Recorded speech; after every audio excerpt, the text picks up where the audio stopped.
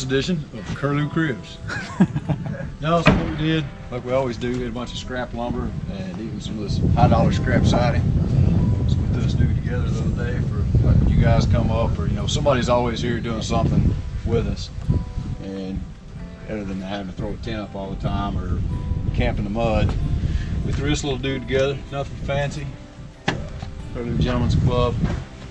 It's got a little barn door we built, and a couple cots in here.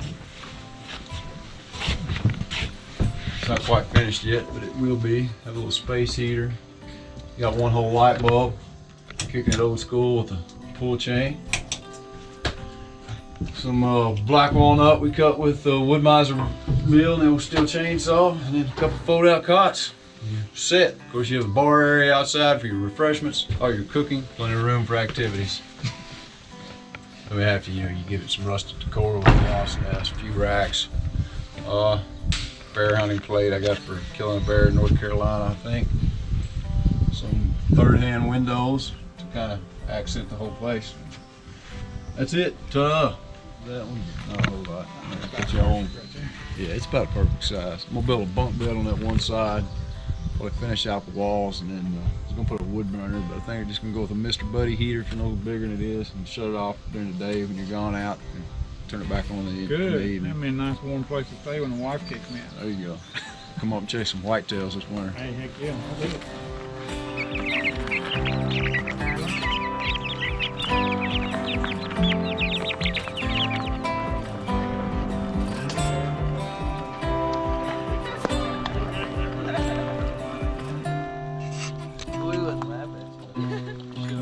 Get that.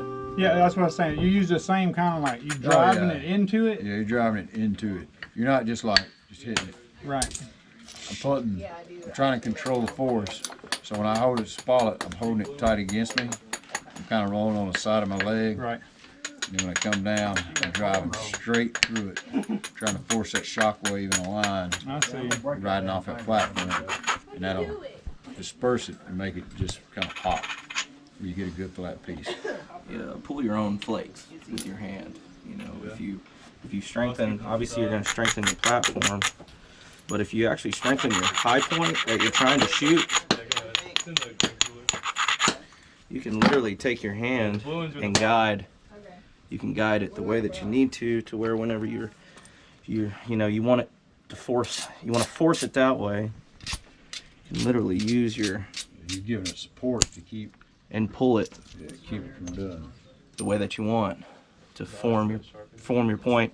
And that actually will help you create other high points and other ridges that you need to shoot in order to clean out an area.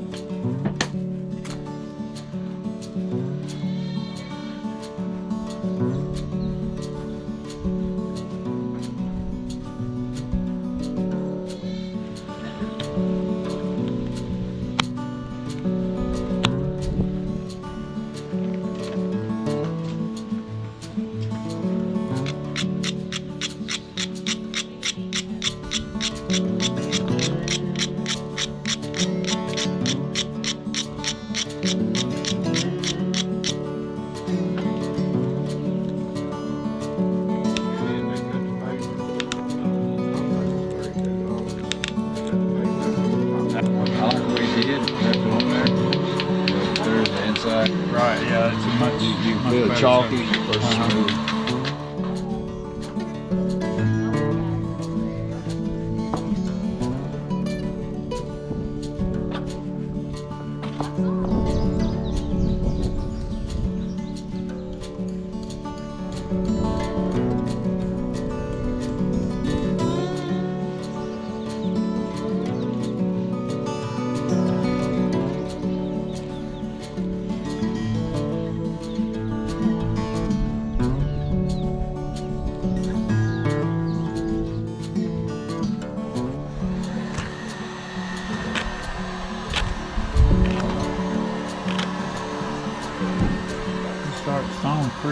Pretty proficient. Cutting You want to skin something, just the first flake, the razor sharp enough to open it up, and you can take that, start working it back, and that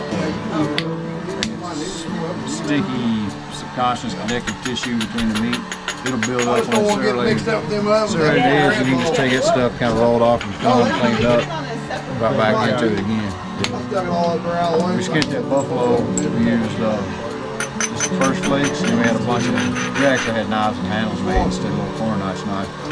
But then we would pull and run underneath it. Start not cutting well, just take it clean off with the finger, right back into it. You can see all those little tiny serrations along there. And you can sharpen those up if they start to wear down and rework it.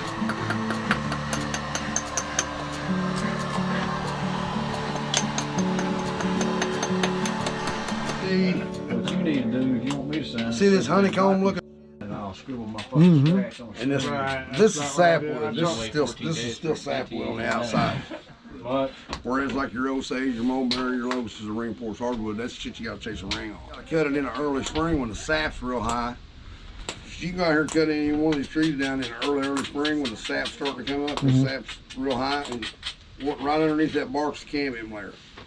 What are you talking about that? And that's the back of your bow. That little bit of white, that's a cambium. Okay. Yeah. But you gotta go past it and you'll see. On Osage, you gotta go past it. On Osage, and it's every species of wood's different, man. It's all got different properties. Yeah, because if you violate that at any point, it's gonna start to, because just think about it like a tree being in a storm. You know, tree compression, release, compression, release, with post compression, release on that. As you can see, if you look at both ends, that end there and this end is coming off opposite sides. Right. But me and CM, we heated this. You can see where it's scorched a little bit, and we put it on a caul and put that reflex in it. So what'll happen ideally when he tillers this, if he doesn't freaking push it too fast, too hard, too fast, it'll hold that reflex because it'll take some set. That one I'm working on, it's a lot brighter yellow. Yeah. You leave it out in the sun, it'll get a suntan just like this. Is that two piece? Is that Osage too? Or is that something else? Yes.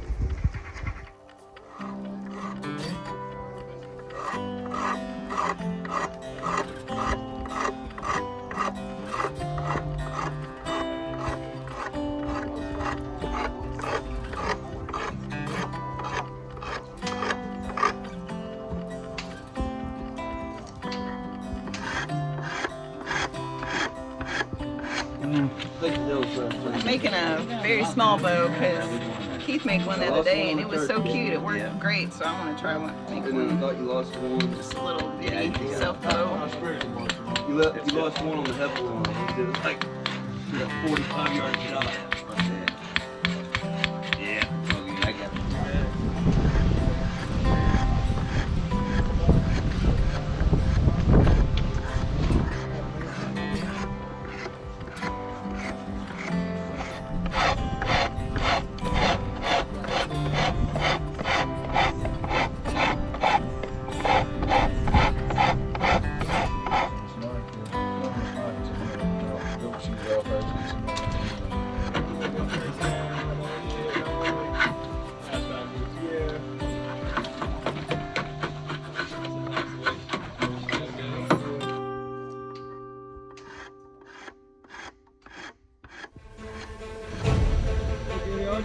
Ready? Hold! Loose!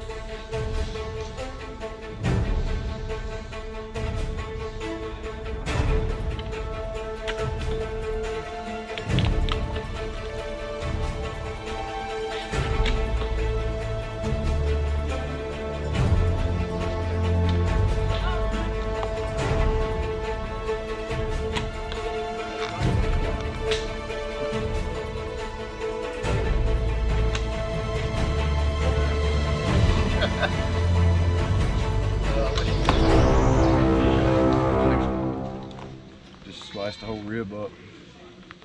Throw them in there. Yeah, just a little bit of bare fur on it still.